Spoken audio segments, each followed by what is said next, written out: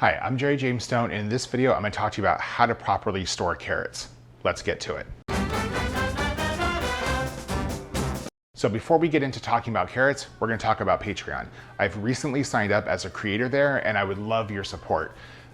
It takes a lot of work and effort and time and money to produce YouTube videos and to be a creator, and you can really help me out with just $1 a month. So if you found my recipes or food storage tips helpful in any way, please check out the link in the show notes, because that link you can sign up where you'll get ebooks, some swag, other things for being a supporter of mine. Patreon is a great way for people like you to help support people like me and keep me creating content. So I'm hoping that you'll consider that.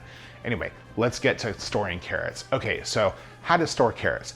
The thing with carrots depends on where you buy them and what they have on them. So, basic plant biology, there's, the dirt, the level of dirt, there's the root, and then there's the green part, right? So when you're storing carrots, you want to remove that green part because, as you know with plants, the roots feed the greens. So if you buy your carrots from the farmer's market or somewhere where they leave the greens on, you want to immediately remove those. It's really important because those greens are going to continue to pull nutrients and moisture out of the carrots. Don't throw them away. You can actually eat them. Just put them in a plastic bag, wrapped up in a damp paper towel, and just eat them within a few days. You can work them into smoothies, pestos, salads. They're high in fiber, they're high in nutrients. They're really good for you, so you do want to consume them. You just don't want to leave them on your carrots. So once you have your carrots with the greens removed, just go ahead and take them and put them in a plastic bag, and you want to leave that bag open.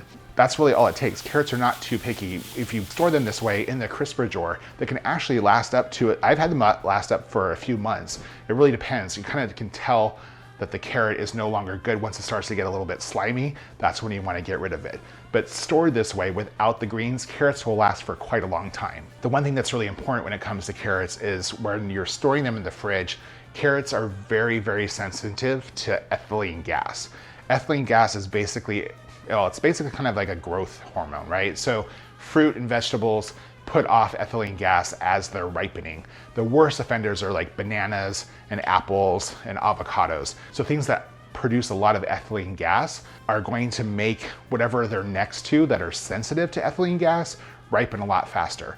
An example of this is if you had an avocado that was underripe and you put it in a brown paper bag with an apple, it will actually ripen faster than if you just had left that avocado on the counter, because avocados are also really sensitive, just like carrots. So when you're storing your carrots in the fridge, keep them away from things like apples and bananas and anything that puts off a lot of ethylene gas.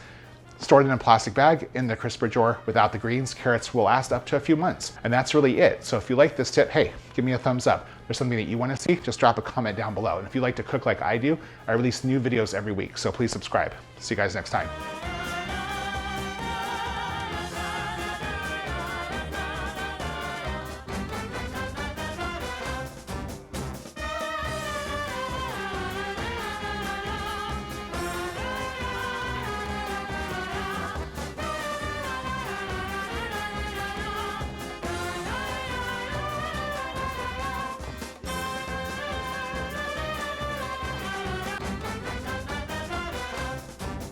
Hey, if you like to cook like, so close.